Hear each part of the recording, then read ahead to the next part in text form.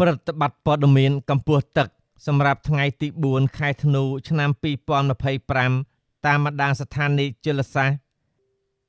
ទន្លេមេគង្គស្ទឹងត្រែងថ្ងៃនេះទឹកមានកម្ពស់4ម៉ែត្រ10សង់ទីម៉ែត្រទាបជាងថ្ងៃម្សិលមិញ10សង់ទីម៉ែត្រកម្រិតកម្ពស់ប្រុងប្រយ័ត្ន10ម៉ែត្រ70សង់ទីម៉ែត្រ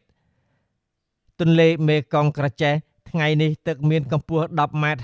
69សង់ទីម៉ែត្រទាបជាងថ្ងៃម្សិលមិញ25សង់ទីម៉ែត្រកម្រិតកម្ពស់ប្រុងប្រយ័ត្ន22ម៉ែត្រទន្លេមេគង្គកំពង់ចាមថ្ងៃនេះទឹកមានកម្ពស់6ម៉ែត្រ19សង់ទីម៉ែត្រទាបជាងថ្ងៃម្សិលមិញ21សង់ទីម៉ែត្រកម្រិតកម្ពស់ប្រុងប្រយ័ត្ន15ម៉ែត្រ20សង់ទីម៉ែត្រទន្លេបាសាក់ចតុមុខថ្ងៃនេះទឹកមានកម្ពស់5ម៉ែត្រ10សង់ទីម៉ែត្រទាបជាងថ្ងៃម្សិលមិញ19សង់ទីម៉ែត្រកម្រិតកម្ពស់ប្រុងប្រយ័ត្ន10ម៉ែត្រ50សង់ទីម៉ែត្រទន្លេមេគង្គអ្នកលឿងថ្ងៃនេះទឹកមានកម្ពស់3ម៉ែត្រ76សង់ទីម៉ែត្រ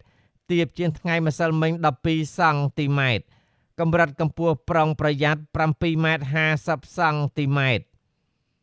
ទន្លេបាសាក់កោះខែលថ្ងៃនេះទឹកមានកម្ពស់5ម៉ែត្រ18សង់ទីម៉ែត្រទាបជាងថ្ងៃម្សិលមិញ5សង់ទីម៉ែត្រកម្រិតកម្ពស់ប្រុងប្រយ័ត្ន7ម៉ែត្រ90សង់ទីម៉ែត្រទន្លេសាបព្រែកក្តាមថ្ងៃនេះទឹកមានកម្ពស់5ម៉ែត្រ48សង់ទីម៉ែត្រទាបជាងថ្ងៃម្សិលមិញ8សង់ទីម៉ែត្រកម្រិតកម្ពស់ប្រុងប្រយ័ត្ន9ម៉ែត្រ50សង់ទីម៉ែត្របឹងទន្លេសាបកំពង់ហ្លួងថ្ងៃនេះទឹកមានកម្ពស់6ម៉ែត្រ44សង់ទីម៉ែត្រទាបជាងថ្ងៃម្សិលមិញ3សង់ទីម៉ែត្រសូមជម្រាបជូនថាស្ថានីយជលសាស្ត្រទន្លេមេគង្គទន្លេសាបនិងទន្លេបាសាក់ទឹកបាននឹងកំពុងស្រកជាបន្តបន្ទាប់